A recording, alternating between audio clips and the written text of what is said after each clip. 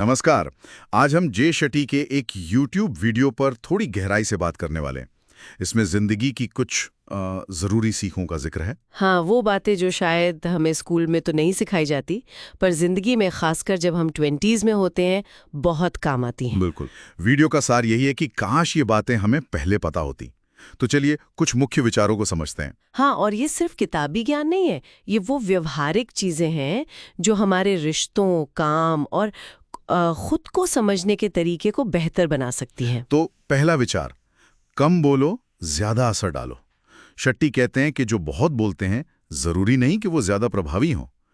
कई बार उनकी बातें हवा में खो जाती हैं। ये सुनने में थोड़ा उल्टा लगता है ना? हाँ, लगता तो है। हमें लगता है ज्यादा बोलेंगे तभी लोग सुनेंगे। पर देखिए, बात वजन की है, गिनती की नहीं।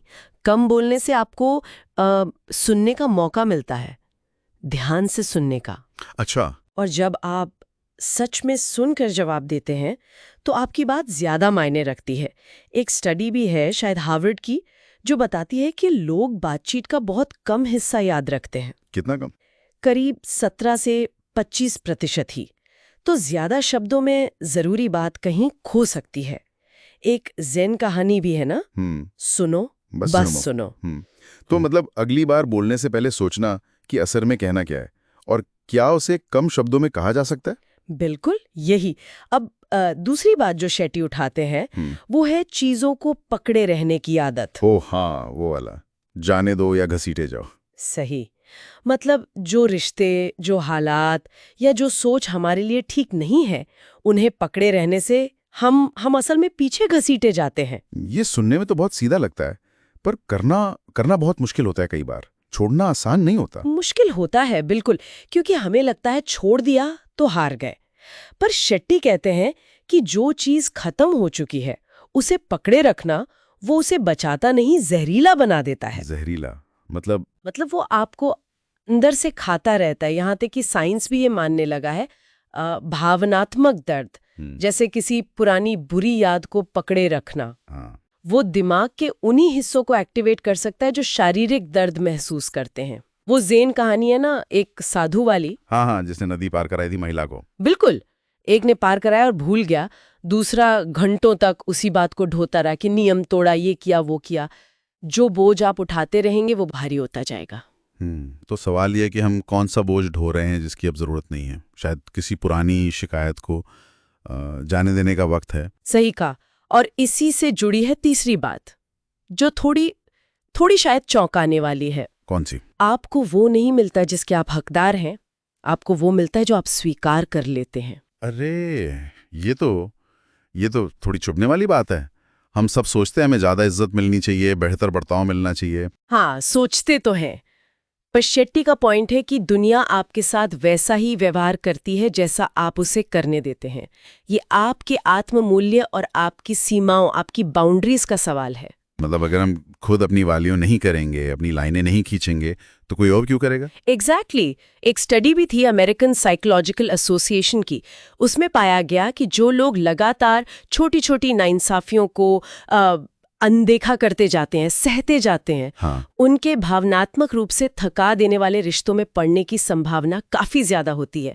आप जो स्वीकार करते हैं वही दूसरों के लिए एक तरह का स्टैंडर्ड बन जाता है। तो अपनी सीमा तय करना बहुत जरूरी है, पर इसमें भी वो डर लगता है कि कहीं लोग बुरा ना मान जाएं, रिश्ते ना बिगड़ जाएं। और यहीं पर शेट्टी का चौथा सबक आता है।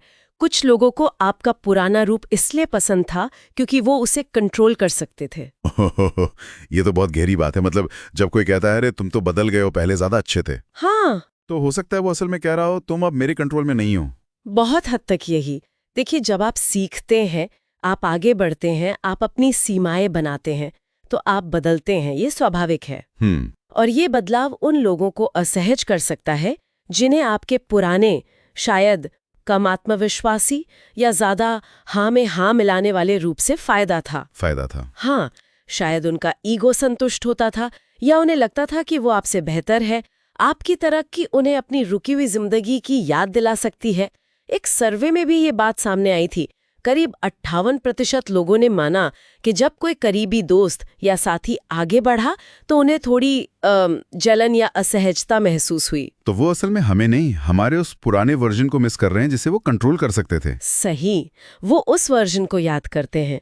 तो जरूरी ये है कि हम अपने विकास को पहचानें, उसे सेलिब्रेट करें बिना किसी गिल्ट के। शायद पिछले 1 साल में हम कैसे बदले हैं, क्या सीखा है, ये सोचना, ये हिम्मत देगा। बिल्कुल। तो देखिए, शेट्टी के वीडियो से हमने कितनी जरूरी बातें समझी। कम बोलना, ज्यादा सुनना, भावनात्मक बोझ को जाने देना, सही है, अपनी कीमत समझना और सीमाएं बनाना। हाँ। और ये समझना कि विकास के साथ कुछ रिश्ते बदल सकते हैं। हाँ, और ये सारी चीजें हमें याद दिलाती हैं कि जिंदगी की मुश्किलों से निपटने के औजार कहीं बाहर नहीं, हमारे अंदर ही हैं। हमें बस उन्हें पहचानना है और इस्तेमाल करना सीखना है। बिल्कुल। बाहरी हालात बदलने का इंतजार करने से बेहतर है कि हम अपनी अंदरूनी ताकत पर काम करें। तो आज की बातचीत के बाद सोचने के लिए एक विचार छोड़ जाते हैं। अगर इस हफ्ते जानबूझकर इनमें से सिर्फ एक सिद्धांत को, चाहे वो कम बोलना हो या किसी पुरानी बात को जाने देना हो या अपनी कोई सीमा तय करनी हो या अपने विकास को खुशी से अपनाना हो, अगर सिर्फ एक को अपनी रोजमर्रा की जिंदगी में लागू करें तो क्या बदल सकता है?